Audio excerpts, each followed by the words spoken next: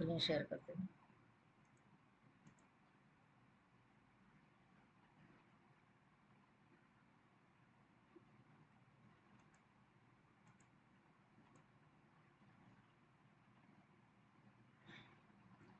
झाली screen share?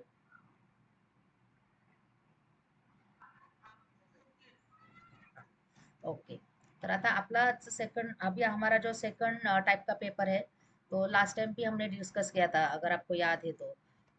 First वाला था हमारा ओवरव्यू पेपर होना चाहिए। पीएचडी के जर्नी में भी आपका पहला पेपर हमेशा ओवरव्यू होना चाहिए, क्योंकि लोगों को क्या होता है ना, कंसेप्ट ही मालूम नहीं रहता है। बहुत बार मैंने देखा आपका उनका एक एक एल्गोरिथम भी इम्प्लीमेंट किया रहता है, लेकिन उनको कंसेप्ट जो स्मोक एनालिसिस वगैरह वो मालूम नहीं रहता है। तो उसके लिए हम रिसर्च पेपर का पहला पेपर देखते हैं, ओवरव्यू वाला, जिसमें हम सारे कंसेप्ट डिटेल्स वगैरह देखते हैं। देन उसका SWOT एनालिसिस, स्ट्रेंथ क्या है, मतलब जनरल जो हम इंट्रोडक्शन वाला चैप्टर लेते हैं ना बच्चों का भी, वो ठीक है, वो पहला होना चाहिए, so that we can be expertise in the concept. ठीक है, एक्सपर्टाइज नहीं तो भी इंटरमीडिएट लेवल पे हमें जाना ही है वो पेपर में, इसलिए वो वाला पेपर होता है। सेकंड टाइप का पेपर होता है आपका सेकंड लेवल पे ही होना चाहिए, क्योंकि जब हम कोई भी रिसर्च प्रपोजल देते हैं या फिर रिसर्च प्रॉब्लम लेते हैं, तो उसका हमें रिसर्च कितना हुआ है ये मालूम होना चाहिए। तो रिसर्च कितना कितना हुआ है उसके लिए हमारे पास सेकंड टाइप का पेपर है, बिब्लियोमेट्रिक। बहुत ही अच्छा टाइप का पेपर है बिब्लियोमेट्रिक, जैसे ये वर्ड आपका जनरेट हो गया है बिब्लियोग्राफी से। और मेट्रिक का मतलब रहता है यहाँ पे मेजरमेंट है। ठीक है, मेजरमेंट का मतलब है जिसको क्वांटिटी देना है हमें। मेट्रिक मतलब जैसे हमारा हम बोलते हैं ना, लेंथ है, ब्रेड्थ है, दिस आर द मेट्रिक्स। ठीक है, तो ये मतलब जहाँ पे क्वांटिटी है। अब नॉर्मली हम रेफरेंसेस दे देते हैं पेपर्स में, तो उसमें तो क्वांटिटी नहीं दिखता है हमें, लेकिन यहाँ पे तो हम क्वांटिटी के बारे में बोल रहे हैं, तो वो क्या टाइप है, तो वो हमें यहाँ पे देखना है। ठीक है, तो ये पहले हम देखते हैं कि व्हाट इज बिब्लियोमेट्रिक एनालिसिस, उसका डेफिनेशन देखते हैं पहले। हाँ, तो बिब्लियोमेट्रिक पेपर क्या होता है कि जहाँ पे हमारा बिब्लियोमेट्री मतलब रेफरेंसेस। रेफरेंसेस अभी मतलब रेफरेंसेस का क्वांटिटी है क्या, नहीं, ऐसा कंसेप्ट नहीं है। फॉर एग्जांपल जैसे लास्ट टाइम पे हमने शुरू किया था क्लाउड कंप्यूटिंग। ठीक है, तो मैं वही टॉपिक लेके आपको थोड़ा सा एक्सप्लेन करती हूँ कि इसका मतलब क्या है। ठीक है, तो क्लाउड कंप्यूटिंग है, और मैंने यहाँ पे लिया है उसका स्टोरेज इशू। ठीक है, तो मुझे देखना है कि ये क्लाउड कंप्यूटिंग जो है उसका जो स्टोरेज इशू है, ठीक है, क्लाउड कंप्यूटिंग स्टोरेज इशू, इसमें अब तक कितना काम हो गया है। अब कितना काम हो गया है मतलब कितने रिसर्चर्स है, फर्स्ट ऑफ ऑल वो रिसर्चर्स कौन से कंट्री से है, वो रिसर्चर्स ने कितना काम किया है, मतलब उसके साइटेशंस कौन से है, वो पेपर्स कौन से जर्नल में पब्लिश हो गया है, Q1 में कितना है, Q2 में कितना है, Q3 में कितना है, Q4 में कितना है। ये जो रिसर्चर्स है ये सिर्फ इंडिया से है या कौन से रीजन से है, तो ये सब का एनालिसिस हमें करना है। तो यहाँ पे जब हम बोलते हैं कि कितने रिसर्चर्स है, टॉप मोस्ट रिसर्चर्स कौन से है, जैसे मैं हमेशा बोलती हूँ कि क्लाउड कंप्यूटिंग में जो राजकुमार भैया है वो टॉप मोस्ट रिसर्चर है, क्योंकि उन्होंने बहुत सारे टूल्स भी डिजाइन किए हैं। मैंने भी उनका बहुत एक दो टूल यूज किया है, क्लाउड से मुनि का टूल है। तो ये हमें मालूम होना चाहिए, because this is my topic, ये मेरा पीएचडी का टॉपिक है या फिर ये मेरा डोमेन है, तो मुझे ये मालूम होना ही चाहिए। मैंने बस क्लाउड कंप्यूटिंग में पेटेंट लिया है और ये किया है, और आपको मालूम ही नहीं कि उसमें कितने कौन कौन पायनियर है और उन्होंने कितना काम किया है, तो उसका कुछ यूज नहीं होता है। सो ये पेपर होना ही चाहिए। पहले ये लोग पेपर करते नहीं थे, लेकिन अभी ये मतलब जैसे 2016-17 से ये बिब्लियोमेट्रिक पेपर शुरू हो गया था, तब इतना मतलब टूल्स वगैरह अवेलेबल नहीं था, और सिंपल करते थे लोग इसका, एक्सेल एक्सेल में एनालिसिस करते थे। और ये एक्सेल में भी कर सकते हैं, तो इसके लिए कोई सोफिस्टिकेटेड टूल होने की जरूरत नहीं है, अगर आपको मालूम है कि आपको क्या करना है। So you can, if you are expert in Excel, Excel में अगर आप ग्राफ कर सकते हो तो आप यहाँ पे कर सकते हो। Otherwise there are readymade tools available, वो टूल्स ही हम देखने वाले हैं। ठीक है, तो उसके बहुत सारे टूल्स है, हम जो देखने वाले एक सिंपल टूल है, क्योंकि एक्सेल में कैसे सब लोग एक्सपर्टाइज नहीं होते हैं। तो हमें एक स्कोपस है, स्कोपस के अंदर डायरेक्टली उसके ग्राफ बनते हैं।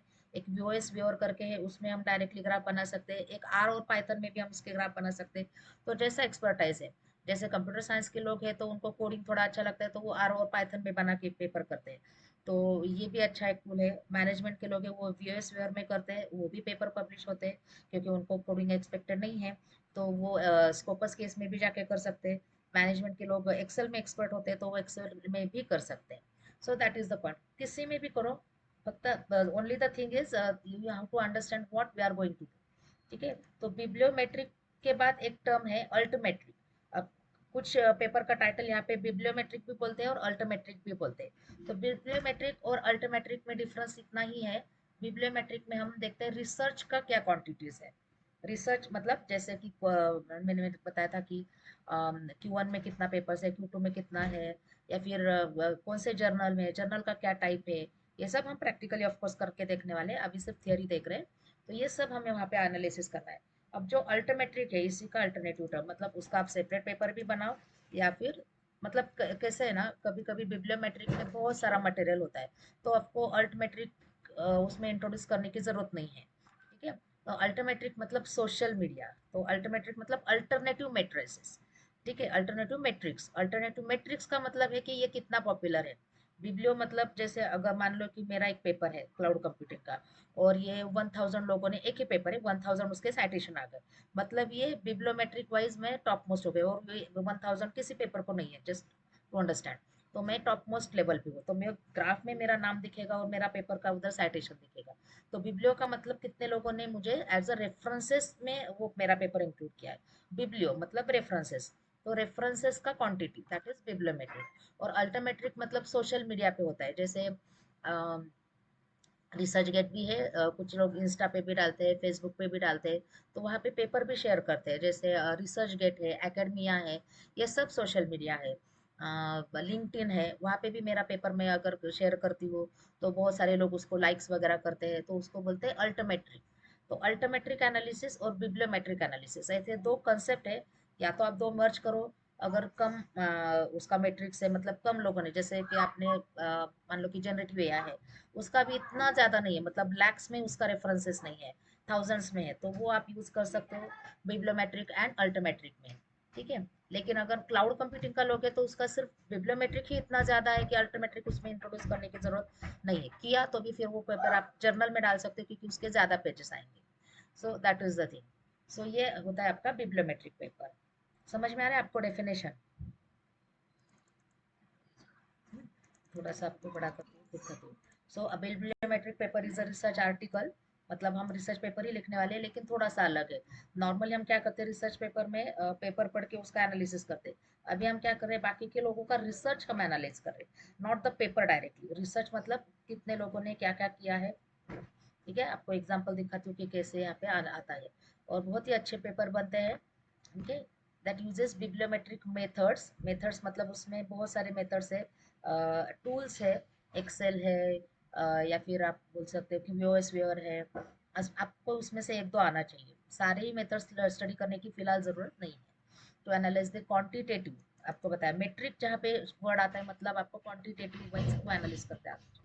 अब जो फर्स्ट वाला पेपर हमने बनाया था, वो क्वालिटेटिव एनालिसिस था, क्योंकि वहाँ पे कोई नंबर वगैरह नहीं था, कोई ऐसे डायरेक्टली हमने ग्राफ नहीं बनाए थे। अब यहाँ पे क्वांटिटेटिव एनालिसिस है, मतलब यहाँ पे सब ग्राफ्स बनने वाले हैं। ठीक है। सो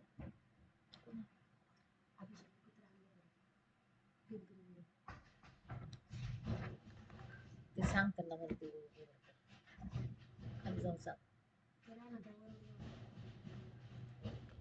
So quantitative aspects of academic publications. तर चालू रेकॉर्ड होते. ओके। तो साइटेशन एनालिसिस आपको बताया मैंने, साइटेशन पैटर्न्स। साइटेशन पैटर्न्स का मतलब क्या है, कितने लोगों ने साइट किया है मेरे पेपर को, या मेरे पेपर को ऐसा नहीं, cloud computing in storage issues, ये वाला जो कंसेप्ट है, ये कितने लोगों ने लिया है, कितने लोगों ने उसको स्टडी किया है। तो पैटर्न्स का मतलब क्या होता है कि स्टोरेज में भी लेट से सॉफ्टवेयर एज अ स्टोरेज का, सास का उन्होंने स्टोरेज इशू लिया है, कुछ लोगों ने प्लेटफॉर्म एज अ सर्विस का स्टोरेज इशू लिया है, कुछ लोगों ने इंफ्रास्ट्रक्चर का स्टोरेज इशू लिया है। तो पैटर्न बोल सकते हैं उसको, या फिर हम बोल सकते हैं कि कंट्री वाइज है, ऑथर वाइज है, इवन को ऑथरशिप एनालिसिस करके भी एक होता है, हम ये सब डिटेल में देखेंगे। ठीक है। पब्लिकेशन ट्रेंड्स मतलब कि ईयर वाइज हम देखेंगे कि 2010 में दो ही पब्लिकेशन थे, 11 में 15 हो गए, फिर 14 में कम हो गया, फिर 21 में एकदम से बढ़ गया, समथिंग लाइक दिस, तो वो ट्रेंड हम बोलते हैं। जैसे स्टॉक एनालिसिस का ट्रेंड होता है, तो कभी कम है, कभी ज़्यादा है, इंक्रीज हो रहा है, डिक्रीज हो रहा है, ऐसे हम यहाँ पे उसका ट्रेंड दे सकते हैं। ऑथर प्रोडक्टिविटी मतलब ऑथर प्रोडक्टिविटी, यस, इसमें हम ये भी देख सकते हैं कि ये जो टाइटल है उसके बेसिस पे रिसर्च कितने हाई लेवल का हो गया है, लोगों ने सिर्फ पेपर ही लिखे हैं, या उसका पेटेंट भी फाइल किया है, या कॉपीराइट भी फाइल किया है। तो वो हम यहाँ पे देख सकते हैं, कुछ लोगों ने उसका कमर्शलाइजेशन किया है, ट्रेडमार्क मतलब लिया होगा, अगर जैसे मैनेजमेंट के कंसेप्ट में उसको ही एनहांस करके ट्रेडमार्क में कन्वर्ट किया है, तो वो भी यहाँ पे सब एनालिसिस आता है। So in short we are simply find out how much popular is this topic amongst the researchers among social media आता है, वो अल्टरमेट्रिक में आता है। कोलैबोरेशन नेटवर्क में आता है कि सपोज कि क्लाउड में जो रिसर्च होता है वो सिर्फ इंडिया के ऑथर्स है या यूएसए की भी ऑथर्स है, तो इंडिया के जितने भी पेपर्स होंगे, मान लीजिए कि मेरे इसमें मतलब जैसे अभी हमने एक पेपर ये अपना चैप्टर लिखा था, तो एक जो हमारे सर थे उनको, वो फॉरेन में रहते हैं, तो उनका मैंने नाम डाला था, तो वो यूएसए में है। तो अभी इंडिया और यूएसए का कोलैबोरेशन हो गया वहाँ पे। तो ऐसे कंट्री वाइज, मतलब को कंट्री वाइज भी हम एनालिसिस कर सकते हैं कि इंडिया और यूएसए के जो ऑथर्स है वो कंबाइनली कर रहे हैं, इंडिया और कनाडा के कुछ ऑथर्स है वो कंबाइन कर ले। मान लीजिए कि मैंने एक और पेपर लिखा, उसमें मेरा जो फ्रेंड है वो कनाडा में है, तो उसका नाम डाल दिया है, तो इंडिया और कनाडा, मतलब जैसे ऑथर कनेक्टेड हैं ऐसे ऑथर के कंट्रीज भी कनेक्टेड होते हैं। तो वो ज़्यादा इजी हो जाता है एनालिसिस करने के लिए, क्योंकि ऑथर्स तो बहुत सारे होते हैं एंड वो एनालिसिस समझ में भी नहीं आता है, ऑथर का नाम रीड करने की भी नहीं आता है, उसका डायग्राम भी आपको नीचे दिखाती है, वो इतना इजीली समझता नहीं है। आप उसमें से सिर्फ top most authors find out कर सकते हो। Yes, that is required, top most authors हमें फाइंड आउट करनी आना ही चाहिए। लेकिन हमें दूसरा जो उसका एस्पेक्ट है कि कंट्री वाइज देख सकते हैं, उसके क्या क्या इश्यूज उन्होंने स्टडी किए हैं वो देख सकते हैं। ठीक है। सो bibliometric analysis helps in understanding the impact, influence and dissemination of the research within a particular field or across multiple disciplines। मतलब हमें वो रिसर्च जो है वो कितना डेप्थ लेवल तक हुआ है वो हमें पता चलता है। तो जब हम कोई भी टॉपिक लेते हैं, तो नॉर्मली ऐसे बोलते हैं ना कि गाइड लोग वगैरह की, जिसमें ज़्यादा काम नहीं हुआ है वो ले लो, या फिर जिसमें मॉडरेट काम हो गया है वो ले लो, जिसमें बहुत ज़्यादा काम हो गया वो लेने की ज़रूरत नहीं। सो बिब्लियोमेट्रिक पेपर आप करते हैं तो आपका पेपर तो पब्लिश हो जाएगा, but after that you can decide whether you can continue with that topic और नॉट, क्योंकि फर्स्ट वाले पेपर में हमने उसके कंसेप्ट स्टडी किया है। तो अभी हमारे ये वाले पेपर में हम स्टडी करेंगे कि ये कितने लेवल का हमारा पेपर, कितने लेवल का उसका रिसर्च हो गया है। सो अगर उसमें रिसर्च में स्कोप है तो हमें क्लियर कट दिखेगा, और नहीं है ऐसा नहीं होता है, चाहे कितना भी रिसर्च हुआ हो, स्कोप तो हमेशा होता है। लेकिन जब पीएचडी का टेनर आता है तो लोग जनरली ऐसे बोलते हैं कि जिसमें कम रिसर्च हो गया वो ले लो। जैसे अभी जनरेटिव एआई है, उसका डायग्राम भी बनाओगे तो भी इतना मतलब बहुत ज्यादा ऑथर्स वगैरह नहीं मिलेंगे आपको। लेकिन क्लाउड कंप्यूटिंग का लोगे तो मिलेगा, एआई का लोगे तो मिलेगा, डिटेल में मिलेगा। लेकिन यस, उसका पेपर तो पब्लिश कर ही सकते हैं bibliometric analysis, but you have to take in different angle. For example जैसे अगर एआई फॉर मार्केटिंग अगर लोगे तो उसका ऑलरेडी बिब्लियोमेट्रिक का पेपर है, डोंट टेक दैट। लेकिन एआई फॉर मार्केटिंग में अगर आप कोई स्पेसिफिक टॉपिक लेते हो, AI for marketing with consumer behaviour, मतलब उसका और स्पेसिफिक डोमेन, तो वो नहीं आएगा, उसका और आप कर सकते हो। AI for finance management, AI for HR management, ऐसा कुछ भी आप मर्ज करोगे तो भी उसका मिलेगा। ठीक है, सिर्फ एचआर मैनेजमेंट किया तो डेफिनेटली उसका ऑलरेडी लोगों ने किया ही होगा। बहुत सारे पेपर एग्जिस्ट है बिब्लियोमेट्रिक के। लेकिन आप थोड़ा सा ऐसे ट्विस्ट करोगे, तो टेक्नोलॉजी वगैरह मर्ज करोगे, टेक्नोलॉजी और मैनेजमेंट का कोई कंसेप्ट मर्ज करोगे, तो उसमें आपको ये डेफिनेटली ये पेपर करने को मिलेगा।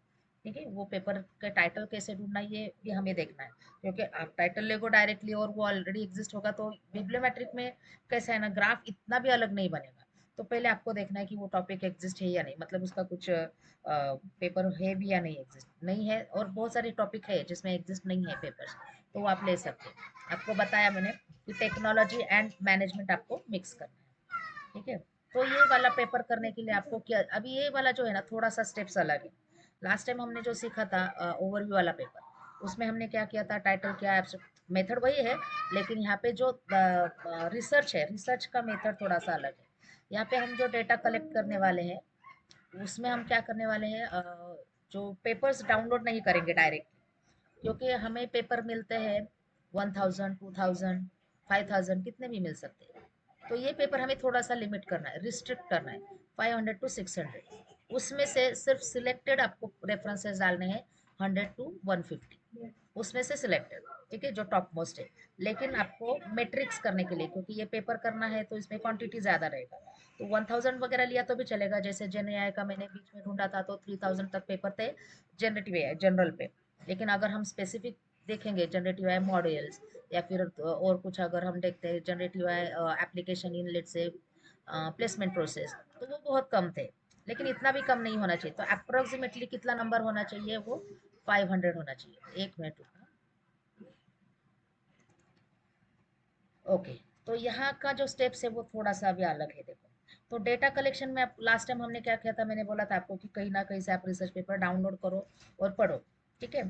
चैट जीपीटी से उसका एनालिसिस करो, नहीं तो कुछ भी करो, बट पेपर डाउनलोड करो। अब यहाँ पे थोड़ा सा अलग है। अब ये देखो स्टेप्स क्या है।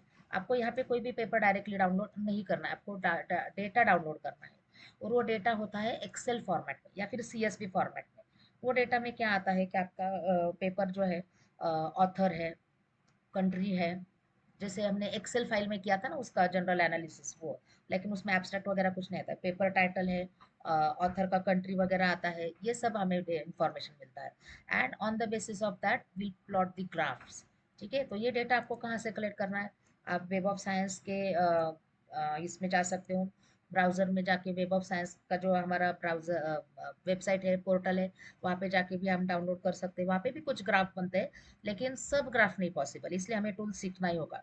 तो वो टूल नेसेसरी नहीं कि आप वीओएस वीओ सीखो या फिर बिब्लियो शाइनी जो आर और पाइथन का है वो सीखो, ऐसा कंपलसरी नहीं है। एक्सेल किया तो भी चलता है, ठीक है। एक्सेल और वीओएस वीओ और आर और ये हम देखेंगे बिब्लियो शाइनी। और भी बहुत सारे टूल्स हैं, बहुत सारे टूल्स, मतलब कम से कम 15-20 तो टूल्स होंगे, बहुत सारे लोगों ने ऑलरेडी डेवलप किया है। आपको एक एक दो टूल आपने यूज़ किया ना, तो आप ऑनलाइन वाले कोई भी टूल यूज़ करके वो ग्राफ भी प्लॉट कर सकते हैं। ग्राफ इजीली प्लॉट करना आता है। जैसे मैं अभी डेटा एनालिसिस भी सिखाती हूँ बच्चों को, ग्राफ उनको प्लॉट करने आता है, लेकिन वो ग्राफ इंटरप्रेट करने आना चाहिए। क्योंकि हमें सिर्फ ग्राफ नहीं प्लॉट करना है, we are doing the research, तो हमें उसका एनालिसिस लिखना है कि ये ग्राफ इंडिकेट क्या करता है। मान लो कि कोई ग्राफ है और जिसमें हमें दिख रहा है इंडिया के टॉप मतलब रिसर्चर्स है, उसके बाद यूएसए के है, और उसके बाद कनाडा के है, और उसके बाद डायरेक्टली मतलब ये 3 टॉप मोस्ट है, और उसके बाद जो पाकिस्तान है, बांग्लादेश है, उनके कम कम रिसर्चर्स है। तो यहाँ पे आप एनालिसिस कर सकते हो कि इंडिया, यूएसए और कनाडा में मैक्सिमम रिसर्च होता है, these are the top most researchers and the reason behind this is. तो आपको वो थोड़ा सा सोचना है कि इसके बाद इसके रिसर्च क्या, इतना रिसर्च क्यों हो रहा है, क्योंकि यहाँ पे कंपनीज है वगैरह, ऐसा कुछ रीजन देना पड़ेगा। सिर्फ ग्राफ का डिस्क्रिप्शन नहीं लिखना है, उसके पीछे जाके, उसके एक स्टेप आगे जाके आपको उसका लिखना पड़ेगा, तभी आपका पेपर सिलेक्शन होने का ज़्यादा चांसेस है। तो इसको बोलते हैं इंटरप्रिटेशन। जब डायरेक्टली दिखता है वो लिखेंगे तो उसको बोलेंगे हम ऑब्जर्वेशन। तो आपको ऑब्जर्वेशन प्लस इंटरप्रिटेशन हर एक ग्राफ का लिखना है। तो ऐसे कितने ग्राफ प्रोड्यूस कर सकते हैं, कितने भी करो, ओके। 18 to 20 मिनिमम पॉसिबल है, उसने तो आने चाहिए, तभी आपका पेपर का थोड़ा सा वेटेज होता है। तो आप वेब ऑफ साइंस के पोर्टल से भी डाउनलोड कर सकते हो डेटा, वो सीएसवी में आता है, ठीक है। स्कोपस का भी कर सकते हो, गूगल स्कॉलर से भी कर सकते हैं। गूगल स्कॉलर से डायरेक्टली एक्सेल फाइल नहीं जनरेट होता है, बट जनरल जो फैक्टर्स है उससे पहले जो हम करते थे, क्योंकि एक्सेल फाइल वगैरह अभी जनरेट हो रहा है, तो तब एक्सेल फाइल नहीं होता था, तो हम उसका जो मैट्रिक्स है वो नोट डाउन करके हम करते थे एक्सेल में डायरेक्टली, कि स्कोपस के इतने पेपर से, ऑथर के इतने पेपर से, इंडिया के इतने पेपर से, तो वो सर्च कर करके हम वहाँ पे लिखते थे, ठीक है। लेकिन अभी ये डायरेक्टली सीएसवी में आपको मिलेगा, अभी थोड़ा सा इजी हो गया है, ठीक है। और भी बहुत सारे टूल्स है, एक डायमेंशंस डॉट ए आई है, वहाँ से भी हम डाउनलोड कर सकते हैं। पहले तो हम वही देखेंगे क्योंकि वो बहुत ईजी टूल है, ठीक है। तो वहाँ पे हमें साइटेशन काउंट मिलता है, एच इंडेक्स मिलता है। ये एच इंडेक्स से भी हमें पता चलता है कि वो पेपर का क्वालिटी कितना अच्छा है।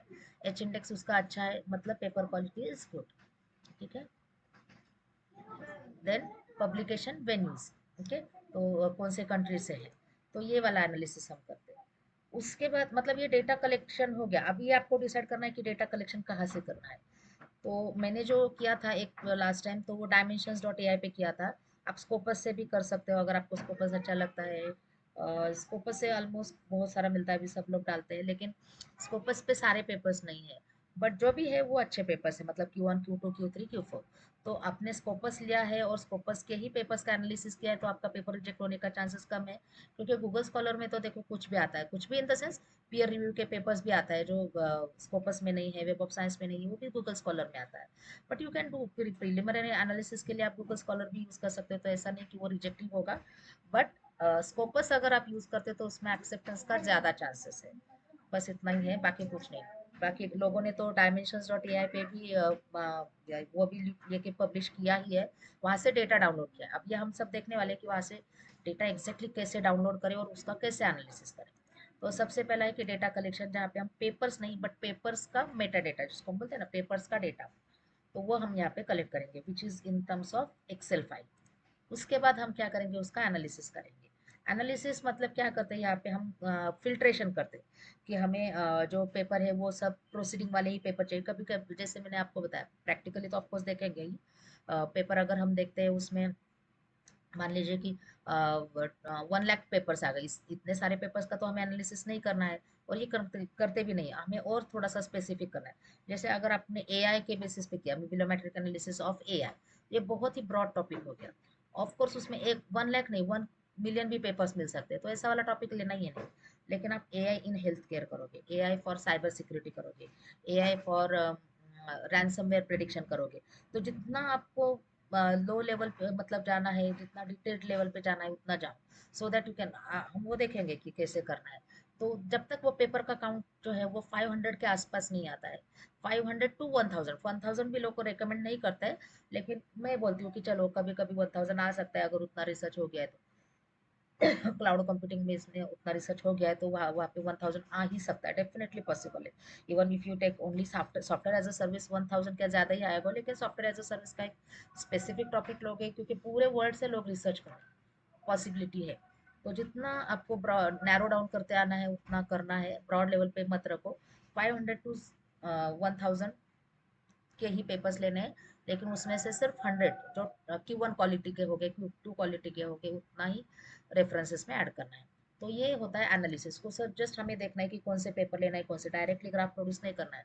तो ये हमें इसलिए टूल लगता है। अगर स्कोपस में अगर आपको क्वेरी फायर करते हो, वहाँ पे भी ग्राफ जनरेट होता है, बट वहाँ पे फिल्ट्रेशन डायरेक्टली नहीं है। लेकिन ये फिल्ट्रेशन हमें करना है कि हमें जो है लास्ट 3 ईयर्स का ही डेटा चाहिए, लास्ट 5 ईयर्स का ही डेटा चाहिए। जैसे जेनेटिव एआई देखोगे तो जेनेटिव एआई का कंसेप्ट आया था 1972 या 60 के अराउंड ही आया था। तो वहाँ का भी एक पेपर हो सकता है, बट वो हमें लेने की जरूरत नहीं, क्योंकि वो थेरोटिकल होगा, हाइपोथेटिकल पेपर होगा।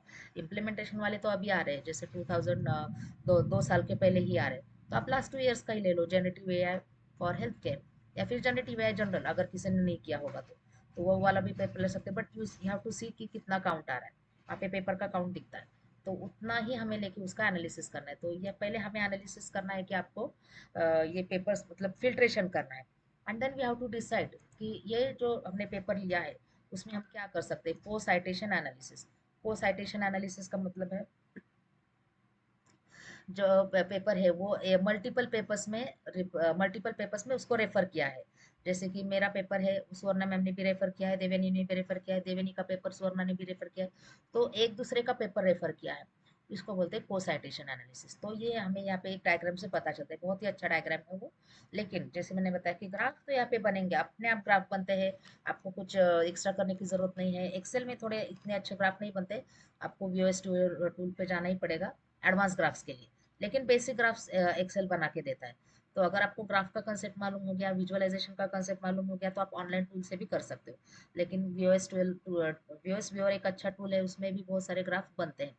उसमें एक दो ग्राफ ही नहीं बनते, तो वहाँ पे आप टैब यूज कर सकते हो, पावर बीआई यूज कर सकते हो, जो भी विजुअलाइजेशन का टूल है वो यूज कर सकते हो। विजुअलाइजेशन का टूल नहीं सीखना है, आप डायरेक्टली इस पे भी जा सकते हो, ऑनलाइन टूल पे भी जा सकते हो, आपका डेटा अपलोड करो, वहाँ पे करके देता है। ठीक है, वीओएस व्यूअर एक फ्री वाला है, उसमें बहुत सारे डायग्राम बनेंगे, हम वही सीखने वाले हैं सबसे पहले। एंड उसमें हम बहुत सारे डायग्राम्स एक ड्रॉ करके, और अच्छा भी डायग्राम बनता है, हमें कुछ ज़्यादा करना भी नहीं पड़ता है, स्टैंडर्ड डायग्राम्स अच्छे कलर वाले यूज़ करते हैं, सिर्फ हमें उसका इंटरप्रिटेशन आना चाहिए। देन को ऑथरशिप एनालिसिस, को ऑथरशिप एनालिसिस मतलब जैसे मैंने एक पेपर लिखा है, मैंने और सुवर्णा ने एक पेपर लिखा है क्लाउड का ही, मैंने और देवयानी ने एक पेपर लिखा है, और देवयानी ने और सुवर्णा ने भी एक पेपर लिखा है, सब क्लाउड के ही। तो ये हो गया को ऑथरशिप एनालिसिस, मतलब हम तीनों एक दूसरे से लिंक्ड है। ठीक है, तो इसको बोलते हैं को ऑथरशिप एनालिसिस। को साइटेशन मतलब रेफर किसने किया है। देन साइटेशन का नेटवर्क होता है कि कहाँ कौन सा पेपर कहाँ पे कितनी बार रेफर किया हुआ है, उसके साइटेशन मतलब नंबर ऑफ साइटेशंस।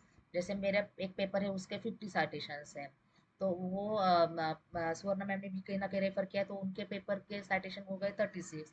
वही पेपर देवयानी ने रेफर किया, उसके पेपर के साइटेशन हो गए 100। तो ये साइटेशन का एक नेटवर्क है, उसका एनालिसिस है। एंड कीवर्ड, तो मेरे इसमें कीवर्ड जो है, लेट से मेरे इसमें से 7 कीवर्ड्स है, उसमें से 3 कीवर्ड सुवर्णा मैम के इसमें मैच हो रहे, उसमें से स्वर्णा मैम के जितने भी कीवर्ड्स है उसमें से 4 कीवर्ड्स देवयानी केस में मैच हो रहे हैं, तो इसको बोलते हैं कीवर्ड एनालिसिस। तो कीवर्ड का भी मैचिंग कर सकते हैं, को कीवर्ड एनालिसिस भी कर सकते हैं, जितना आप डिटेल लेवल में जा सकते हो उतना कर सकते हो। इसको बोलते हैं एनालिसिस, लेकिन इसका इंटरप्रिटेशन आना चाहिए कि फाइनली आप बोलना क्या चाह रहे हो।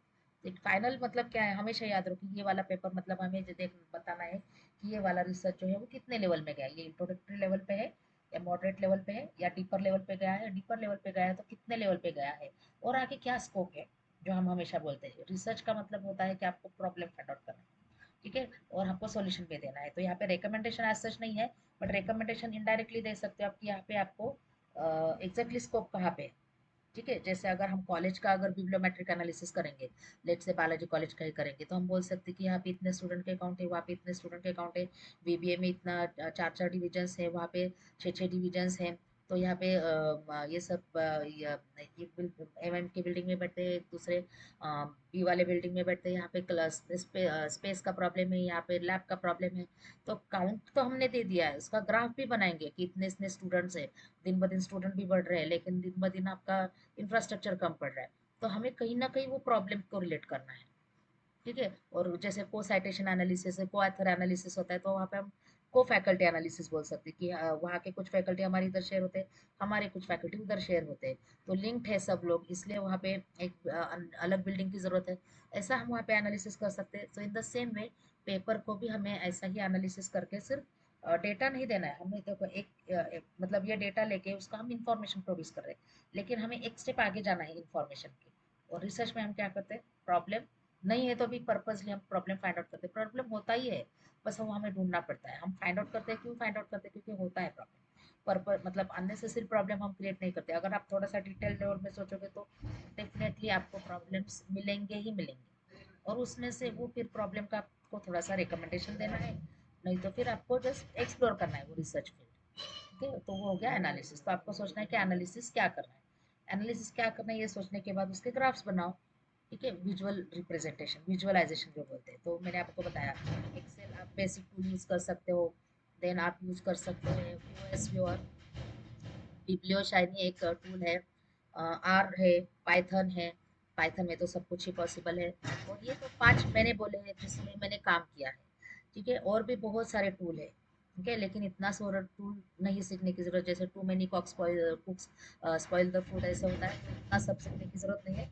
बस आपको वीओएस व्यूअर आना चाहिए, एक्सेल तो आता ही है सबको ऑलमोस्ट, लेकिन वीओएस व्यूअर और बिब्लियो शाइनी आना चाहिए। ठीक है, वीओएस वेयर में भी बहुत सारा बनता है, मैनेजमेंट के लोगों को तो आर पाइथन की भी जरूरत नहीं है, कोडिंग पे जाने की जरूरत नहीं है, VOSviewer itself gives you everything. ठीक है, स्कोपस में भी कुछ डायग्राम्स बनते हैं, तो बस वो ही यूज किया तो भी चलेगा। 18 टू 20 मैं आपको बता रही हूँ, तो मतलब बहुत ज्यादा भी डायग्राम्स डालने की जरूरत नहीं, नहीं तो वो रीडर को भी कंफ्यूजन होता है। सो creating the graphs, visual representation मतलब क्रिएटिंग ग्राफ्स। क्या बचा, ओके। सो विजुअलाइजेशन मतलब उसके ग्राफ्स प्रोड्यूस करना है हमें। और जो मैंने आपको बताया citation network, coauthorship network, okay, keyword maps to illustrate the relationship in the relationships and trend in the data. तो पेपर्स का डेटा इसका एनालिसिस करना है, और ये ज़रूरी होता है। आजकल बहुत सारे गाइड भी बोलते हैं कि आपको बिब्लियोमेट्रिक एनालिसिस आना ही चाहिए, क्योंकि उनको भी एक पता चलता है कि ये जो स्टडी हो गया कितना स्टडी हो गया और हम कहाँ पे मतलब वो स्टडी में, गाइड को भी पता चलता है और रिसर्च को भी मिलता है। तो एवरी गाइड रिकमेंड्स नाउअडेज कि ये वाला पेपर लिखो, पहले ओवरव्यू का लिखो, कहीं पे भी पब्लिश करो, चाहे चैप्टर में पब्लिश करो, लेकिन पब्लिश करो। और बिब्लियोमेट्रिक का पेपर करो, कोई भी जर्नल में पब्लिश करो। अच्छा लिखा तो ये Q1 Q2 के इसमें भी जाता है, ऐसा नहीं कि Q4 तो डेफिनेटली जाएगा ही जाएगा। ठीक है, एंड फिर इसका interpretation as I told you कि उसमें हमें देखना है वो रिजल्ट के बारे में देखना है, और हमें एनालिसिस करना है। सिंपल एग्जांपल बताती हूँ कि अगर मैंने एक ऑथर के कंट्री का एनालिसिस है वहाँ पे, और हम वहाँ पे बोल रहे हैं कि इंडिया, यूएसए एंड कनाडा ये जो है यहाँ पे क्लाउड का बहुत ज़्यादा रिसर्च हो गया है। लेकिन अगर हम देख रहे हैं कि सबसे जो कम है वो लेट से बांग्लादेश है, वहाँ पे बहुत कम हो गया है, तो हम बोल सकते हैं उसी को हम टर्न करना है, हमें प्रॉब्लम है। So Bangladesh is also good growing country, developing country है, तो वहाँ पे भी ज़रूरत है, वहाँ पे भी ये रिसर्च की ज़रूरत है, क्योंकि वहाँ के भी लोग क्लाउड की सर्विसेज यूज़ करते हैं वगैरह वगैरह। तो ये कहीं ना कहीं हमारे रिकमेंडेशन में आ सकता है। और वो प्रॉब्लम, क्योंकि हमें प्रॉब्लम फाइंड आउट करना है, फाइंडिंग्स में हमें क्या मिलता है हमेशा, या तो प्रॉब्लम या तो solution. As I told you from first day, या तो आप प्रॉब्लम एक्सप्लोर करो, या फिर कोई भी जो प्रॉब्लम ऑलरेडी किसी ने ओपन किया है उसका सॉल्यूशन एक्सप्लोर करो, या तो सॉल्यूशन डायरेक्टली दो या फिर सजेस्ट करो। ठीक है, तो उसको बोलते हैं फाइंडिंग। तो फाइंडिंग में हमेशा ये देखना है, जैसे हम बोलते हैं ना कि हमारे कॉलेज में इंफ्रास्ट्रक्चर का प्रॉब्लम है, तो हम बोलते हैं नहीं नहीं, ये अभी इंफ्रास्ट्रक्चर का पहले लोगों को मालूम नहीं रहता है, क्योंकि मैनेजमेंट के लोगों को पता नहीं चलता है, तो हम उनको बोलते हैं कि नहीं, we are facing with the challenge of infrastructure, we are also facing the challenge of faculties, we are also facing the challenge of lab. ठीक है, तो ये हमने प्रॉब्लम ओपन किया है। तो जब हम बोलते हैं कि ठीक है अभी लैब है, तो हम उसको क्या कर सकते हैं, 2 शिफ्ट में कर सकते हैं, हमने कोई शेड्यूल नहीं करके देखा, तो उसको बोलेंगे रिकमेंडेशन। और जब हम एक्चुअल टाइम टेबल सेट करेंगे 2 शिफ्ट का, तो उसको हम बोलते हैं इम्प्लीमेंटेशन, कि हमने अभी इम्प्लीमेंटेशन किया। तो ये 3 पैरामीटर होते हैं टू गिव द फाइंडिंग्स। तो हमें फाइंडिंग देना है कि ये जो किया है उसका एनालिसिस करो, पहले तो उसका प्रॉब्लम बताओ, वो प्रॉब्लम का या तो सॉल्यूशन रेकमेंड करो, या फिर सॉल्यूशन डायरेक्टली दो, इम्प्लीमेंट करो वो सॉल्यूशन। ठीक है, सो वो होता है आपका फाइंडिंग्स। तो this are the basic steps, कि आपको पहले डेटा कलेक्ट करना है, उसको बाद उसका एनालिसिस करना है कि आपको क्या फाइंड आउट करना है, जो हम बोलते हैं ना ऑब्जेक्टिव, तभी आप उसका एब्स्ट्रैक्ट लिख सकते हो। ये आपको हमेशा करना ही पड़ता है। And then you have to find the objective, final objective, कि ये वाला पेपर थोड़ा सा अलग है। ऑब्जेक्टिव इसका क्या देखना है हमें, कितने लेवल में रिसर्च है, थोड़ा सा अलग सोच है इसका। डायरेक्टली वो कंसेप्ट के बारे में रिसर्च नहीं है, कंसेप्ट के बारे में रिसर्च हमारा फर्स्ट हो गया, उसके चाहे फिर सोक एनालिसिस करो या फिर एग्जिस्टिंग मेथड्स वगैरह करो। ठीक है, सो बिब्लियोमेट्रिक पेपर्स जो है वो कहाँ पे यूज होते हैं, library, information science, scientometry, research evaluation, बहुत अभी ये तो मतलब पहले होता था, अभी तो सब जगह पे यूज़ करते हैं। एज आई टोल्ड यू कि सारे ही इसमें आप अगर देखोगे ना, तो यहाँ पे ये बिब्लियोमेट्रिक के पेपर करते ही है। ठीक है, so that is the thing. मैं दिखाती हूँ आपको, एक पेपर मैंने डाउनलोड किया था, सैम्पल पेपर दिखाती हूँ, फिर इसका हम कलेक्शन वगैरह देखेंगे।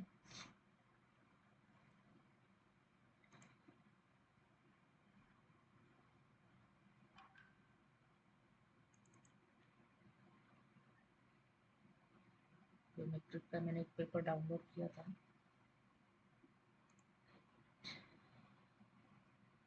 बिब्लियोमेट्रिक एनालिसिस पेपर्स। आपको एक दिखाती हूँ कि जनरल कैसा पेपर होता है, बहुत सारे पेपर्स है। ये वाला दिखाती हूँ।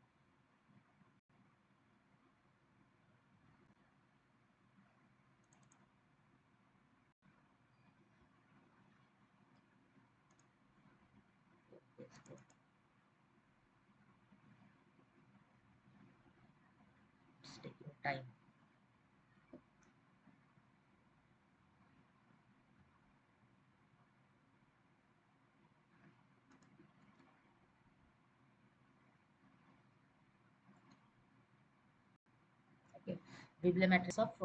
बिब्लियोमेट्रिक एनालिसिस ऑफ ऑपरेशंस रिसर्च। ना स्लो क्यों हो रहा है, ठीक है, operations research and management services. चाहे टाइटल कोई भी हो, हमें ऐसा ही एनालिसिस करना है, चाहे टेक्निकल पेपर हो, मैनेजमेंट पेपर हो, केमिस्ट्री वाला पेपर हो, मराठी वाला पेपर हो, हिस्ट्री वाला कोई हो, हमें जस्ट देखना है कि ये पेपर लिखा कैसे।